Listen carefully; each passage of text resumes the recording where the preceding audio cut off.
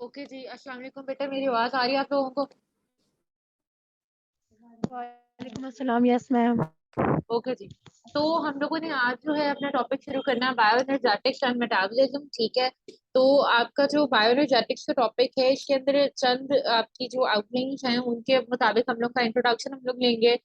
Metabolism के साथ इसका रिलेशन चेक करेंगे, ठीक है। और उसके अलावा इलेक्ट्रॉन ट्रांसपोर्ट चेन और ऑक्सीडेटिव फॉस्फोराइलेशन क्या क्या होता है वो सारा कुछ हम लोग देखेंगे, ठीक है। अब हम लोग जो है फर्स्ट ऑफ ऑल मूव करते हैं कि हमारे जब हम बायोएनर्जेटिक्स देखते हैं तो हम लोगों के सामने जो बायोएनर्जेटिक्स है बेटा, असल में होता क्या है। बायोएनर्जेटिक्स देखो, आप जो खाना खाते हो, it is in the form of, उसके अंदर जो एनर्जी होती है, हम लोग जब कोई भी काम कर रहे हैं तो we would require energy for that. और अगर मैं आप लोगों से ये कहूँ कि हम लोग जो काम करते हैं उसके लिए सारी की सारी एनर्जी हम लोगों की कहाँ से आती है, it it comes actually from the food भी, ठीक है। तो हम खाना जो खाते हैं उससे हम लोगों को एनर्जी आती है, then we use this energy for different purposes.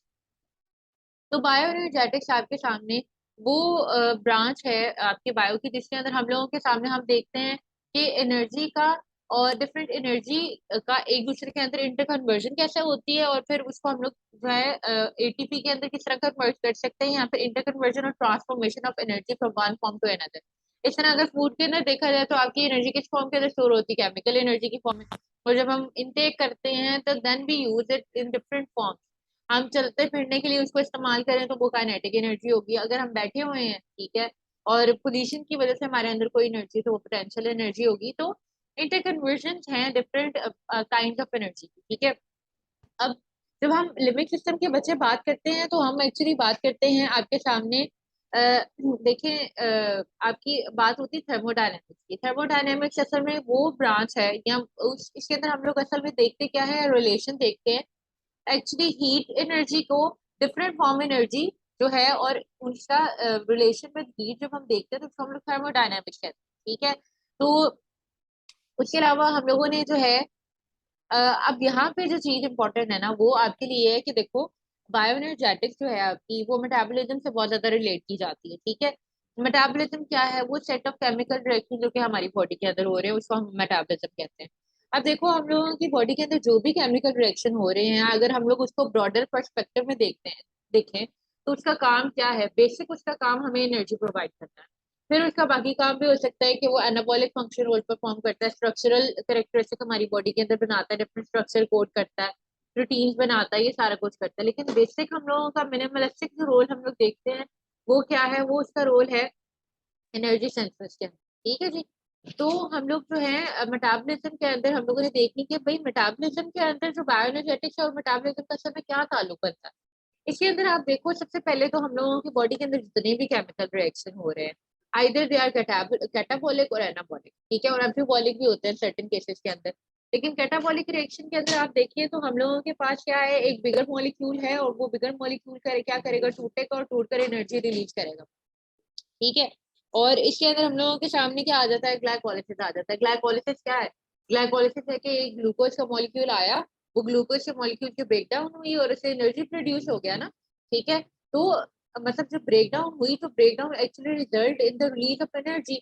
और फिर उस एनर्जी को हम लोग इस्तेमाल करेंगे डिफरेंट फॉर्म के अंदर, एटीपी उसके अंदर जो बनते हैं उसको इस्तेमाल करेंगे, यानी डीएच जो उसके अंदर बनता है उसको हम इस्तेमाल करेंगे, और फिर उससे एटीपी बनाएंगे। वो एटीपी हमारी बॉडी के अंदर डिफरेंट फंक्शन परफॉर्म करने के लिए इस्तेमाल होगा। अगर हमने कोई बिगर मॉलिक्यूल बनाना है तो उसके अंदर भी एटीपी इस्तेमाल होगा। अगर मैं यहाँ पे आपके सामने बोल रही हूँ उसके अंदर मेरी एनर्जी लग रही है तो एटीपी इस्तेमाल हो रहा है। और अगर मैं आपसे कहूँ कि without that ATP there is nothing that we can do in our body, ठीक है जी। तो अब मतलब कैटाबॉलिज्म के अंदर एनर्जी सिंथेसाइज हो रही है और उसको हम लोग डिफरेंट पर्पज के लिए इस्तेमाल कर रहे हैं। और कैटाबॉलिज्म से जो रिलीज होने वाली एनर्जी है, it can might be possibly use कि उसको हम लोग क्या करें, एनाबॉलिक इफेक्ट के लिए इस्तेमाल करें। कि हम, मैं चाहती हूँ कि भाई मैंने जितना खाना खाया है उससे एटीपी आया, ठीक है, कुछ भी इंटेक किया, प्रोटीन इंटेक की उससे अमाइनो एसिड बन आए थे, ठीक है। अगर मैंने फैट इंटेक किया तो उससे आपको पता है लिपिड और जो है फैट, लिपिड इंटेक किया तो फैटी एसिड और ग्लिसरॉल आया, वो आए मेरे पास।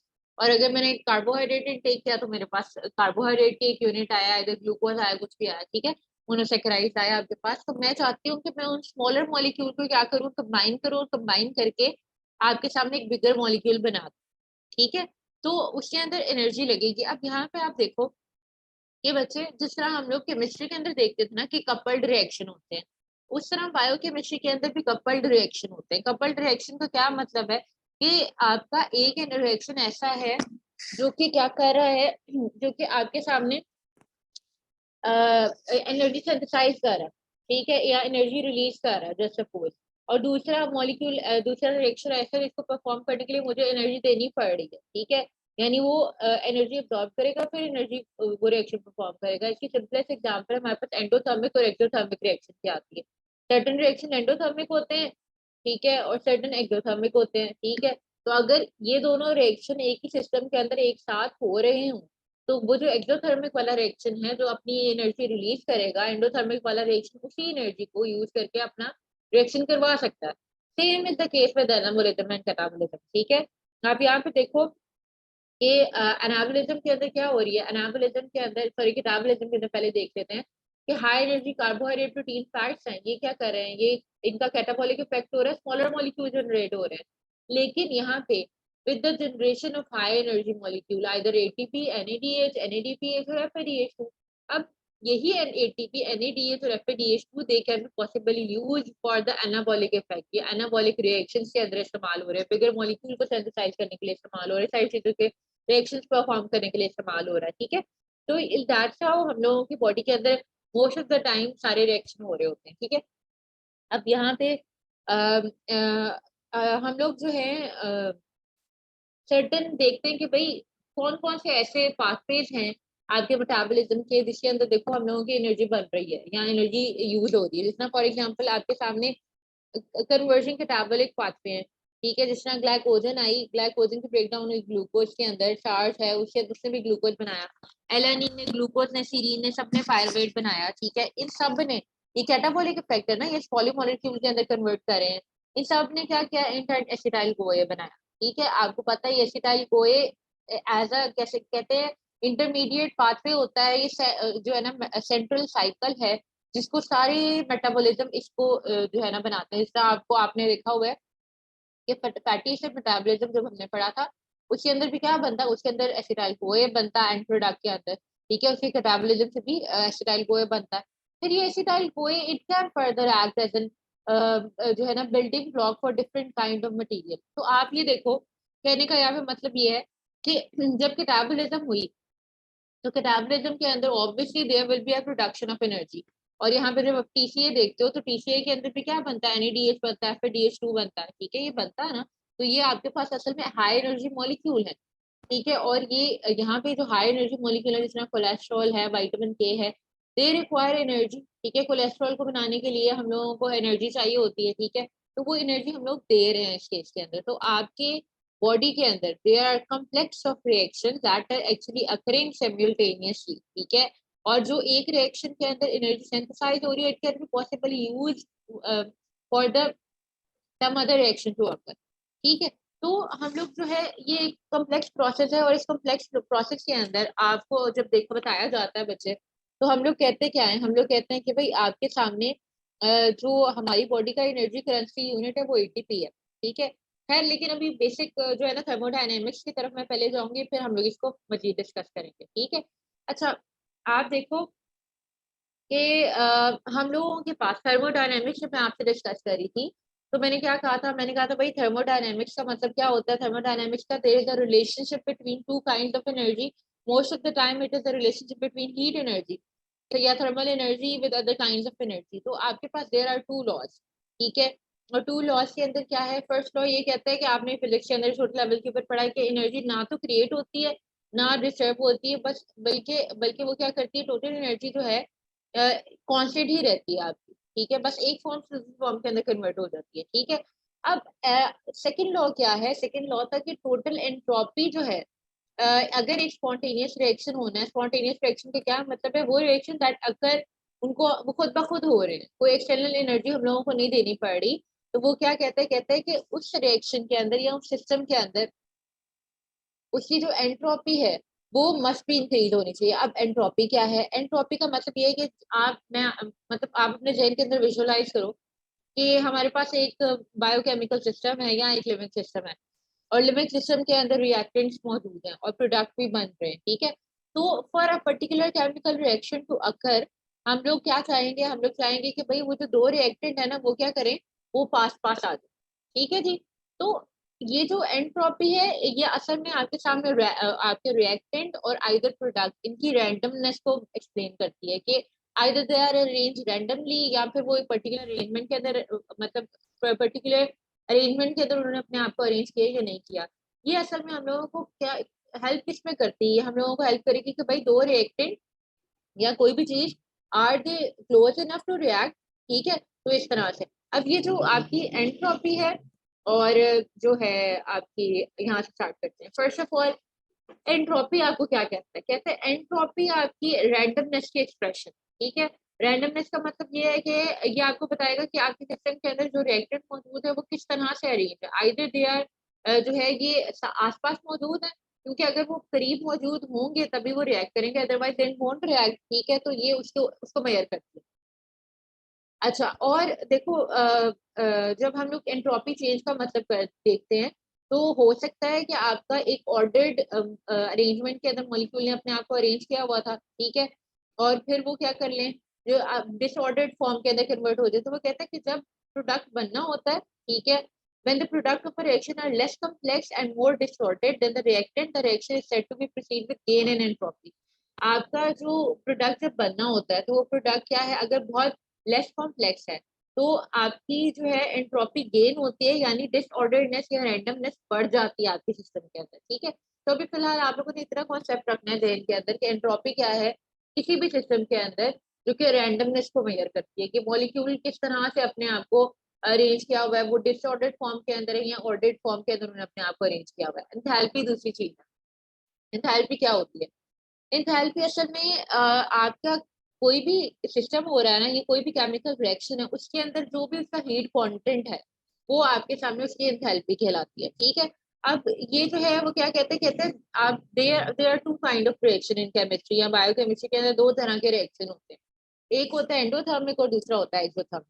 अब एंडोथर्मिक रिएक्शन आपको पता है कि वो रिएक्शन है जिसको रिएक्शन का प्रोसीड करने के लिए हम लोगों को एनर्जी देनी पड़ेगी, और एक्सोथर्मिक रिएक्शन वो रिएक्शन है जो जब अगर होंगे तो एनर्जी उसकी वजह से रिलीज होगी। ठीक है, तो एंथैल्पी चेंज जो है डिपेंड करता है कि आपके पास रिएक्शन कौन से वाला था। ठीक है, अब यहाँ पे एक आपको जो है ये देखें, जिस तरह आपके सामने ये फ्री एनर्जी का जो कॉन्सेप्ट है ना, फ्री एनर्जी असल में क्या होती है, फ्री एनर्जी हम लोगों के सामने जब हम लोग आपके डेल्टा एस क्या है एंट्रोपी का चेंज है और डेल्टा एच क्या है ये है जनाब आपकी फ्री एनर्जी का चेंज, सॉरी एंथैल्पी का चेंज। जब इन दोनों को वैल्यूज को हम लोग देख लेते हैं कि आपके एक सिस्टम के अंदर एंथैल्पी चेंज कितना आ रहा है या फिर एंट्रोपी चेंज कितना आ रहा है, तो फिर हम लोग एक तीसरी वैल्यू निकालते हैं। द थर्ड वैल्यू इज आपकी जो फ्री एनर्जी है सिस्टम की वो होती है, यहाँ पर इसको हम लोग गिब्स फ्री एनर्जी भी कहते हैं। ठीक है, ये गिफ्ट फ्री एनर्जी एक्चुअली हम लोगों को क्या बताती है, ये बताती है कि भाई कितना आपका रिएक्शन के अंदर या आपके सिस्टम के अंदर कितनी सलाहियत है कि वो कोई काम परफॉर्म कर ले। ठीक है, तो ये बताती है। अब आप यहाँ पे देखें कि if you want to calculate गिव्स फ्री एनर्जी, या फिर हम अपने सिस्टम का पोटेंशियल मेजर करना चाहते हैं कि कितनी एनर्जी इज अवेलेबल कि आपका रिएक्शन हो जाए, तो ये हम लोग क्या करेंगे, हम लोग डेल्टा एज को के अंदर से टी क्या है टेम्परेचर ऑफ द सिस्टम। ठीक है, कि एट द पर्टिकुलर टाइम हम लोगों के सामने जो एब्सोल्यूट टेम्परेचर है वो कितना है, एब्सोल्यूट टेम्परेचर आपको पता है केल्विन के अंदर हम लेंगे। ठीक है, और डेल्टा एस से उसको मल्टीप्लाई कर देंगे तो आपके पास गिव्स फ्री एनर्जी आ जाएगी। अब ये जो हम लोग पढ़ रहे हैं कि भाई गिव्स फ्री एनर्जी हम लोगों के सामने है, तो क्या हम लोगों के पास ये गिफ्ट फ्री एनर्जी कैलकुलेट करने का हमारे पास कोई हमें फायदा है या नहीं है, तो फायदा हम लोगों के सामने है। और वो फायदा क्या है, वो फायदा ये है कि हम लोगों के सामने क्या होता है कि हम पहले तो आप ये देख लेना कि there are two kind of reaction, exothermic भी है और एंडोथर्मिक भी है। यहाँ पे देखें अगर एक रिएक्टेंट है और प्रोडक्ट में उसने कन्वर्ट होना है, और ये आपके रिएक्टेंट की एनर्जी है फ्री एनर्जी ना। ठीक है, तो जैसे ही आपको पता है कि एंजाइम कैटालाइज्ड रिएक्शन है या फिर रिएक्शन है उसके अंदर ए रिएक्टेंट और प्रोडक्ट का क्या बनता है, एक ट्रांजिशन स्टेट बन जाती है जिसकी energy level as compare to reactant थोड़ी हाई होती है। ठीक है, जब ये अगर होगा तो क्या होगा जनाब के जब ये ट्रांजिशन स्टेट चली गई आपका रिएक्टेंट है वो प्रोडक्ट के अंदर कन्वर्ट हो गया। अब यहाँ पे आप देखें कि आपका जो एनर्जी लेवल है for the product it is less as compare to आपके रिएक्टेंट से कम। हाँ जी कम है, तो इसका मतलब क्या हुआ, इसका ये मतलब हुआ कि आपका रिएक्शन क्या है, रिएक्शन है एक्सोथर्मिक। और एक्सोथर्मिक के केस के अंदर आपकी डेल्टा जी हमेशा नेगेटिव आती है। इसका क्या मतलब हुआ, इसका मतलब हुआ कि वी हैव अ रिएक्शन जिसके अंदर उसकी जो फ्री एनर्जी है वो नेगेटिव है, दैट मीन्स कि आपका रिएक्शन एक्सोथर्मिक है। ठीक है। अब दूसरे केस के अंदर आप देखो कि आपका जो है ना ये जो फ्री एनर्जी है इसके अंदर आपकी ये इनिशियल रिएक्टेंट थे, ठीक है, फिर ट्रांजिशन स्टेट हुई और ये आपका फाइनल प्रोडक्ट आ गया। आप फाइनल प्रोडक्ट का एनर्जी लेवल और रिएक्टेंट का एनर्जी लेवल के अंदर फर्क है, ठीक है। और मतलब ये जो रिएक्टेंट जो प्रोडक्ट है उसका एनर्जी लेवल ज्यादा है एज कम्पेयर टू रिएक्टेंट। तो इन दैट केस जो आपका गिफ्ट फ्री एनर्जी जो है वो आपके सामने पॉजिटिव होगी, और इस केस के अंदर जो आपका रिएक्शन है ना वो क्या होगा, एंडोथर्मिक होगा। ठीक है। अच्छा, अब यहाँ पर जो है ना हम लोग बता सकते हैं कि रिएक्शन की जो फॉरवर्ड में हो रहा है या रिवर्स में हो रहा है, इससे हम लोग ये भी कैलकुलेट कर सकते हैं। जब आपका डेल्टा जी आ जाता है तो हम लोग इससे कैलकुलेट कर सकते हैं कि नेगेटिव डेल्टा जी क्या इंडिकेट कर रहा है, पॉजिटिव डेल्टा जी क्या इंडिकेट कर रहा है। नेगेटिव डेल्टा जी आपको पता है ये इंडिकेट कि आपका जो रिएक्शन है वो एक्सोथर्मिक है या एक्सोगोनिक भी वर्ड यूज करते हैं। और दूसरे केस के अंदर हम ये देख सकते हैं कि आपका जो डेल्टा जी है वो एंडोगोनिक है। ठीक है। यहाँ तक बेटा अब मुझे आप लोग बताएं कि इस जो एनर्जी हम लोगों ने देखी है, एंट्रोपी, ये सारा कुछ देखे, इसके अंदर कोई क्वेश्चन है तो मेरे से पूछो।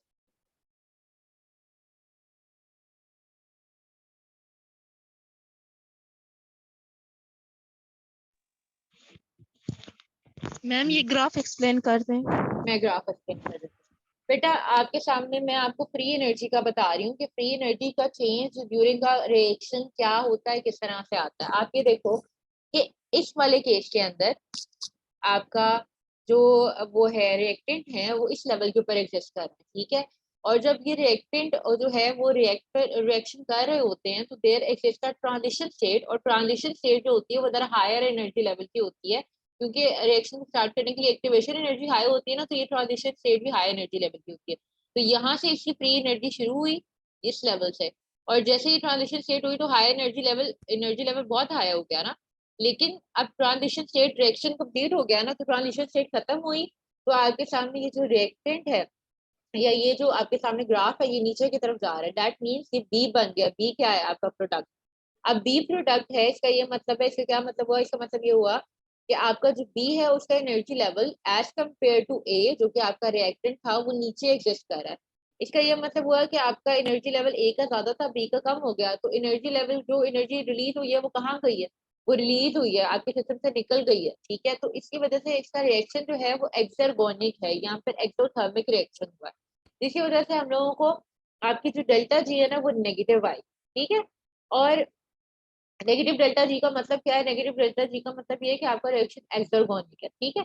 अब यहाँ पे एक और बात यहाँ पे लिखी हुई है कि ये देखिए कि आपका बी है, ठीक है, जो इनिशियल रिएक्शन है, और ए जो है वो आपकी मतलब ए प्रोडक्ट है जस्ट सपोज। ठीक है। तो ये बी रिएक्शन स्टार्ट हुआ जो इनिशियल स्टेज थी, ओ पहले कहाँ गया, वो कन्वर्ट हुआ ट्रांजिशन स्टेट के अंदर। ठीक है। ट्रांजिशन स्टेट का एनर्जी लेवल हाई है, बहुत ज्यादा हाई है, लेकिन जब ये प्रोडक्ट के अंदर कन्वर्ट हुआ तो प्रोडक्ट का energy level as compare to B या बी के एनर्जी लेवल से थोड़ा सा ज्यादा था। ठीक है। तो इस केस के अंदर हमारा रिएक्शन जो है वो डेल्टा जी जो है वो पॉजिटिव हुआ। ठीक है। और पॉजिटिव होगा, और पॉजिटिव डेल्टा जी हमें क्या बताएगा कि आपका जो रिएक्शन है ना बेटा वो एंडरगोनिक है या एंडोथर्मिक रिएक्शन। ठीक है। क्लियर है। Yes ma'am, thanks ma'am. Welcome. अच्छा जी, अब यहाँ से जो है बच्चे हम लोगों ने जो है आपका बेसिक कॉन्सेप्ट जो है आपको पता होना चाहिए, एंथैल्पी क्या है, एंट्रोपी क्या है, फ्री एनर्जी क्या है। ठीक है जी। आगे अब जब हम आगे मूव करते हैं तो अच्छा, अब देखें जब हम आगे मूव करते हैं तो हम लोग बेटा ये देखते हैं कि आपके सामने ना आपकी बॉडी के अंदर बहुत सारे केमिकल रिएक्शन हो रहे हैं। ठीक है। लेकिन इन जो केमिकल रिएक्शन है इस केमिकल रिएक्शन की बेसिक क्या है, इसकी बेसिक अगर हम समझें तो इसकी बेसिक वही है जो बाहर वाले नॉन लिविंग सिस्टम के अंदर जो रिएक्शन होते हैं, जिसको हम लोग कहते हैं कि भाई एक रिएक्शन हो रहा है तो इट मस्ट इट जो है ना पॉसिबल कंडीशन है कि एक एटम जो है या एक मॉलिक्यूल है उसकी ऑक्सीडेशन कर रहा हो और दूसरा रिडक्शन कर रहा हो, इसको हम लोग कहते हैं रिडॉक्स रिएक्शन। ठीक है। अब ऑक्सीडेशन क्या होती है और रिडक्शन क्या होती है और how are they involve in जो है ना बायोलॉजिकल सिस्टम के अंदर किस तरह से इन्वॉल्व है, ये बात समझ आनी चाहिए। ठीक है। तो देखो बच्चों आपके सामने रिडॉक्स कपल क्या है? रिडॉक्स कपल ये है कि आपकी just suppose we have NADH या NAD है हम लोगों के सामने, ठीक है। आपका ऑक्सीडेशन, रिडॉक्स कपल क्या है? ऑक्सीडेशन और रिडक्शन दोनों को कंबाइन करते हैं तो हम इनको रिडॉक्स रिएक्शन कहते हैं। जब ऑक्सीडेशन की मैं बात करती हूँ तो ऑक्सीडेशन का मतलब है कि आपके सिस्टम के अंदर से, आपके मॉलिक्यूल के अंदर से इलेक्ट्रॉन रिमूव हो रहे हैं, ठीक है। और ऑक्सीडेशन का मतलब ये भी है कि ऑक्सीजन गेन हो रहा है, और इसका ये मतलब भी है कि हाइड्रोजन क्या हो रहा है? लॉस हो रहा है, ठीक है। रिडक्शन की जब मैं बात करती हूँ तो रिडक्शन के अंदर हम देखते हैं कि ये आपके सामने क्या है? इलेक्ट्रॉन जो है उसकी एडिशन होगी, हाइड्रोजन जो है उसकी भी एडिशन होगी, और जो ऑक्सीजन है उसका लॉस होगा, ये रिडक्शन, ठीक है। तो जब हम लोग बात करते हैं बच्चे, यहाँ पे देखें कि फेरस था, उसके पास दो +2 का चार्ज है, मतलब ये कि दो इलेक्ट्रॉन इससे रिमूव होंगे, ठीक है। इसके ऊपर अब यहाँ पे +3 का चार्ज हो गया, इसका मतलब एक और इलेक्ट्रॉन रिमूव हो गया, तो यहाँ पे क्या ऑक्सीडेशन है। ये फेरिक था, फेरिक ने क्या, इसके ऊपर +3 का चार्ज है, 3 इलेक्ट्रॉन इसके पास नहीं है। अब क्या होगा? +2 के अंदर कन्वर्ट हो गया, दैट मीन्स इसने एक इलेक्ट्रॉन गेन कर लिया, ठीक है। तो ये रिडक्शन हो गई। हम लोग जो है ऑक्सीडेशन रिडक्शन को कंबाइन करके जो है रिडॉक्स रिएक्शन भी कहते हैं। तो अब लिविंग सिस्टम के अंदर ये जो ऑक्सीडेशन है या बायोलॉजिकल सिस्टम के अंदर रिडॉक्स रिएक्शन जो है वो किस तरह से होता है, आपको पता है कि आपका जो पीएच है सिस्टम की, हमारे सिस्टम की वो 7 होती है, 7.4 वो कंसिडर की जाती है। तो अगर मैं आपको सामने एक बात करूं कि देखो ये NAD है या NADH है, अगर NAD, आपके बहुत सारे ऐसे केमिकल रिएक्शन है जिसके अंदर NAD होता है और NADH के अंदर वो कन्वर्ट होता है, या बहुत सारे ऐसे केमिकल रिएक्शन है जिसके अंदर जो है ना FAD आता है और FADH2 के अंदर कन्वर्ट होता है, या फिर ऐसे भी होता है कभी कभार के आपका AMP है, ATP है, ADP के अंदर कन्वर्ट होता है। तो हम यहाँ पे अगर जरा देखें ध्यान से, तो ये NAD जो है ये क्या करता है? ये NAD एक हाइड्रोजन एक्सेप्ट करता है और एक्सेप्ट करके NADH के अंदर कन्वर्ट हो जाता है। तो एक्सेप्टेंस ऑफ वन हाइड्रोजन, या हाइड्रोजन जब हम एक्सेप्ट करते हैं, तो हाइड्रोजन की एक्सेप्टेंस हम लोगों के सामने क्या होती है? हाइड्रोजन की एक्सेप्टेंस होती है जनाब reduction, gain of hydrogen reduction होती है, तो इसीलिए हम लोग रिडक्शन हो रही है ना, ठीक है, यानी गेन ऑफ हाइड्रोजन हो रहा है, ठीक। तो रिडक्शन यहाँ पे हुई। इसी तरीके से आप जो ऑक्सीडेशन रिडक्शन रिएक्शन है इसकी मोस्ट कॉमन एग्जांपल और मोस्ट इंपॉर्टेंट एग्जांपल आप आगे ETC के अंदर देखोगे, इलेक्ट्रॉन ट्रांसपोर्ट चेन, कि आप इलेक्ट्रॉन्स, एक मॉलिक्यूल इलेक्ट्रॉन दूसरे मॉलिक्यूल को ट्रांसफर कर रहा है, दूसरे तीसरे को एंजाइम को ट्रांसफर कर रहा है, फिर तीसरा चौथे को ट्रांसफर कर रहा है, और इन टर्न ऑक्सीडेशन हो जा रही है, एक की ऑक्सीडेशन हो रही है, दूसरे की रिडक्शन हो रही है, कपल्ड होता जा रहा है सारा सिस्टम आपका। तो जो है ना, इस तरह से आपका पूरा प्रोसेस जो है ना वो होता है। अब अगर हम लोग वैसे एक बिगर पिक्चर के अंदर देखें, तो बिगर पिक्चर के अंदर हम लोगों के सामने क्या है कि अगर हम लिविंग सिस्टम की बात करें, और लिविंग सिस्टम के अंदर आप देखो कि यहाँ पे, आप देखें यहाँ पे कि आपकी बॉडी के अंदर रिएक्शन हो रहे हैं, ठीक है। और बॉडी के अंदर एक रिएक्शन ऐसा है जिसके अंदर सपोज से कपलिंग के अंदर सारा प्रोसेस होता है ना, यानी एक जो है एक चीज के अंदर से वो बन रही है, एनर्जी सिंथेसाइज हो रही है, यानी रिलीज हो रही है, दूसरा उसी एनर्जी को अब्सॉर्ब करके काम कर रहा है। Just suppose we have a reaction जिसके अंदर डेल्टा जी जो है ना उसका नेगेटिव है। नेगेटिव का क्या मतलब था? नेगेटिव हम लोगों ने यहाँ पे आपके सामने देखा था कि नेगेटिव तब होगा जब आपका रिएक्शन क्या है? एक्सोथर्मिक है, ठीक है। तो इसका मतलब ये हुआ कि आपके सामने यहाँ पे डेल्टा जी नेगेटिव है और आपका रिएक्शन क्या है? एक्सोथर्मिक है। अब क्या होगा? अब होगा ये बच्चे कि यहाँ से एनर्जी रिलीज हो रही है, वी हैव अनदर रिएक्शन, और वो रिएक्शन क्या है? ऐसा है जिसके अंदर डेल्टा जी पॉजिटिव है, ठीक है। पॉजिटिव का मतलब है ये एंडोथर्मिक रिएक्शन है। तो हमारी सिस्टम क्या करता है? हमारा सिस्टम करता ये है कि एक्सोथर्मिक और एंडोथर्मिक दोनों रिएक्शन को कपल्ड फॉर्म के अंदर ले लेता है, दोनों को कंबाइन कर लेता है, और एक से एनर्जी रिलीज होती है, दूसरा उसी एनर्जी को इस्तेमाल करता है for sake of their for different senses. तो दोनों मिलकर एक जो है ना काम करते हैं, या मिलकर सेंसाइज करते हैं या बनाते हैं कोई चीज, ठीक है। तो इसको हम लोग कहते हैं कपल्ड रिएक्शन, ठीक है। आपकी बॉडी के अंदर जो कपलिंग रिएक्शन हो रहे होते हैं वो इस तरह से होते हैं। अब अगर हम लोग सबसे इम्पोर्टेंट जो आपकी बॉडी के अंदर हाई एनर्जी मॉलिक्यूल है, जिसको मैं कहती हूँ आपका ATP, अगर हम ATP की तरफ जाएं बच्चे, तो आपकी ATP के अंदर क्या है कि आपकी जो है सबसे ज्यादा वो आप कह लो कि हाई एनर्जी मॉलिक्यूल जिसको मैं कहती हूँ आपका ATP है। अब the ability of ATP to give energy वो किस बेस के ऊपर है? वो बेस है क्योंकि आपका न्यूक्लियोटाइड पहले हम लोग पढ़ रहे थे, उसके अंदर हमने देखा था कि भाई ये हाई एनर्जी मॉलिक्यूल होते हैं, ठीक है। और ये हाई एनर्जी मॉलिक्यूल किस वजह से होते हैं, क्योंकि जब इनकी ब्रेक डाउन किया जाता है इनको, ठीक है, तो इनकी ब्रेक डाउन से हम लोगों के सामने रिलीज होती है। जैसे सपोज फॉर एग्जांपल अब यहाँ पे one phosphate to phosphate bond breakout होगा, ठीक है, तो आपके सामने एनर्जी रिलीज होगी। जब एनर्जी रिलीज होती है तो हम लोग के पास डेल्टा जी हमेशा नेगेटिव होती है, एक्सर्गोनिक रिएक्शन हम कहते हैं। तो वो यहाँ पे ये बात कहता है कि हम लोग इसको एटीपी को एनर्जी करेंसी क्यों कहते हैं या एनर्जी करेंसी यूनिट क्यों कहते हैं, because with the cleavage of this high energy phosphate bond, it will release energy and the energy will be minus 7.3 kilo calorie जो है ना आपके सामने पर मोल आएगी। माइनस इंडिकेट क्या कर रहा है कि सिस्टम से एनर्जी रिलीज हो रही है। अब जस्ट सपोज के हम लोगों ने क्या करना है, हम लोगों ने जो है ना एनर्जी जो है वो करनी है। इसी बहुत ना कॉमन एग्जांपल है, देखो बच्चे, अगर फॉर एग्जांपल सर्दियों के अंदर आपका मेटाबॉलिज्म ना बहुत ज्यादा वो हो जाता है, स्पीड अप हो जाता है। रीजन क्या है कि आपको जो है एनर्जी चाहिए, बॉडी का टेम्परेचर भी मेंटेन करने के लिए आपको एनर्जी चाहिए। तो वो एनर्जी कहाँ से आ रही है, थ्रू केमिकल रिएक्शन जो क्या कर हो रहे हैं। तो अब वो एक कॉमन एग्जाम्पल है कि जिस तरह हम केमिकल एनर्जी को हीट एनर्जी के अंदर कन्वर्ट कर रहे हैं ना बॉडी के अंदर। तो अब यहाँ पे ये जो हाई एनर्जी मॉलिक्यूल है, मैंने आपको कहा ये ब्रेक होगा, ब्रेक होकर एनर्जी देगा। फिर यहाँ से एक और क्लीवेज होगा। अगर ये इनऑर्गेनिक फॉस्फेट तो यहाँ से रिमूव हो गया, अब क्या होगा, फॉस्फेट टू फॉस्फेट एक बॉन्ड रह गया। ये मजीद यहाँ से क्लीव आउट होगा और क्लीव आउट होके क्या करेगा, मजीद क्लीव आउट होने के बाद हम लोगों को एनर्जी देगा। अब यहाँ पे बेटा आपके सामने क्या है, आपके सामने जो है एक चीज हम लोग पहले भी डिस्कस कर चुके हैं, वो क्या है, वो ये है कि आपकी बॉडी के अंदर जो फॉस्फोराइलेशन होती है, यानी जो high energy phosphate group molecule बनते हैं जो इन टर्न फिर बाद में आपको एनर्जी देते हैं, वो दो तरह के प्रोसेस से बनते हैं। एक होती है बेटा आपके जो है ना ऑक्सीडेटिव फॉस्फोराइलेशन, और एक होती है substrate level phosphorylation. Substrate level phosphorylation क्या होती है, सबस्ट्रेट लेवल फॉस्फोराइलेशन आपके सामने वो फॉस्फोराइलेशन है जिसके अंदर सबस्ट्रेट लेवल की रिएक्शन होने पे ही आपको एनर्जी मिल जाती है एटीपी की फॉर्म के अंदर direct. while there are other certain reaction जिसके अंदर आपको एटीपी डायरेक्ट नहीं मिलता, लेकिन वो क्या करता है, वो एनएडी जिस तरह निकोटिनामाइड एडेनिन डाइन्यूक्लियोटाइड है, और एफएडी है, 7 एडेनिन डाइन्यूक्लियोटाइड है, इसको हाई एनर्जी मॉलिक्यूल के अंदर कन्वर्ट कर देते हैं, जिसको एफएडीएच2 है और एनएडीएच2 है उसके अंदर कन्वर्ट कर देते हैं।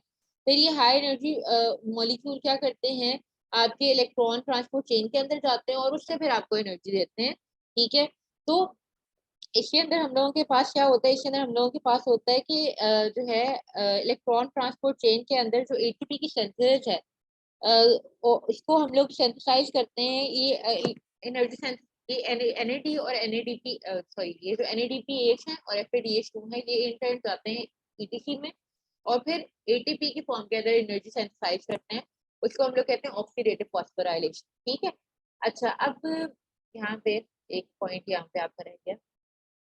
अच्छा, अब वो आपको क्या कहता है, कहते हैं कि जो है ना आपकी बायोलॉजिकल ऑक्सीडेशन का क्या मतलब है। बायोलॉजिकल ऑक्सीडेशन की जब हम बात करते हैं तो इसके अंदर हम बात करते हैं कि भाई इलेक्ट्रॉन्स का फ्लो है। ठीक है, और जब इलेक्ट्रॉन्स की फ्लो की बात कर रहे हैं तो असल में हम क्या बात कर रहे हैं कि इलेक्ट्रॉन एक जगह से दूसरी जगह या एक एंजाइम से या एक कॉम्प्लेक्स से दूसरे कॉम्प्लेक्स के अंदर जा रहे हैं। ठीक है, तो इसको हम लोग बायोलॉजिकल ऑक्सीडेशन कहते हैं। ठीक है, अच्छा अब ये जो फ्लो ऑफ इलेक्ट्रॉन है ये बहुत ज्यादा इंपॉर्टेंट है, क्योंकि आपके सामने ये आपको क्या कर रहा है, ये आपको डिफरेंट प्रोसेस के अंदर इन्वॉल्व हो रहा है, यही आपको एनर्जी सिंथेसाइज करके दे रहा है, यही आपकी बॉडी के अंदर एटीपी बना रहा है। और अगर ये ना होता बायोलॉजिकल ऑक्सीडेशन या फिर इसको हम लोग ईटीसी के अंदर कहते हैं बायोलॉजिकल ऑक्सीडेशन इन्वॉल्व होती है, तो हाई एनर्जी मॉलिक्यूल तो गायब हो जाते हैं, उनसे जो एनर्जी आती है वो एनर्जी तो हमें मिलती ही ना। ठीक है, तो अब यहाँ पे जो है आपके सामने देखें भाई आपकी जो देखो इलेक्ट्रॉन ट्रांसपोर्ट चेन जो है उसको शुरू करने से पहले हम लोग ये देखेंगे कि इलेक्ट्रॉन ट्रांसपोर्ट चेन एक प्रोसेस है। ठीक है, जिसके थ्रू जो हाई एनर्जी मॉलिक्यूल है एनएडीएच टू और एफएडीएच टू ये क्या करते हैं, डिफरेंट मॉलिक्यूल से गुजरते हैं, गुजर के इनको कन्वर्ट किया जाता है एटीपी के अंदर। ठीक है, और ये असल में क्या है, इसके अंदर ये आपके सामने डिफरेंट एंजाइम्स का कॉम्प्लेक्स है जो कि माइटोकॉन्ड्रियल इनर माइटोकॉन्ड्रियल मेम्ब्रेन के अंदर लाई करते हैं और फिर इसको हम लोग इस्तेमाल करते हैं। ठीक है, यहाँ तक मैंने जो है ना आपको इंट्रोडक्शन और इससे रिलेटेड जितनी भी इंफॉर्मेशन थी ना वो मैंने बता दी। कल हम लोग इलेक्ट्रॉन ट्रांसपोर्ट चेन जो है वो अपना टॉपिक कवर करेंगे। अब इतना जितना मैंने बच्चे आपको पढ़ाया उसके अंदर कोई इशू है तो मुझे बताएं।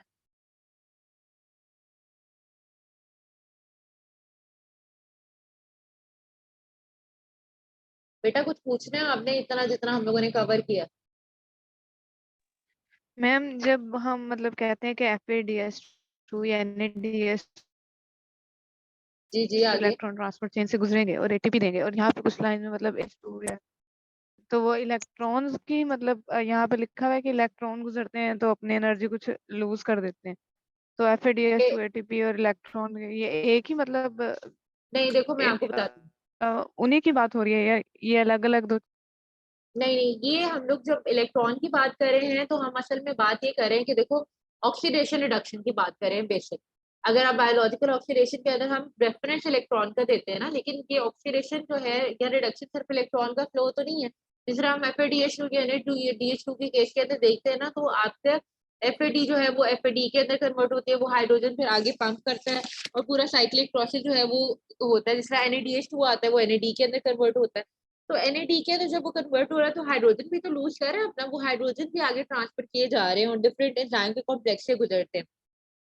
तो इसको मतलब स्पेसिफिकली इलेक्ट्रॉन नहीं है, लेकिन in addition to electron we have hydrogen, जो कि इलेक्ट्रॉन ट्रांसपोर्ट चेन या ETC के अंदर अपना इंपॉर्टेंट रोल परफॉर्म करती है। क्योंकि देखो आपके सामने क्या है, पूरा कॉम्प्लेक्स हो रहा है ना, और कॉम्प्लेक्स के अंदर एक एट सर्टेन पॉइंट्स आपके सामने क्या बनेगा, NADA जो है वो NAD के अंदर कन्वर्ट हो रहा है, उससे इलेक्ट्रॉन भी बन रहे हैं, हाइड्रोजन भी बन रहे हैं, दोनों बन रहे हैं।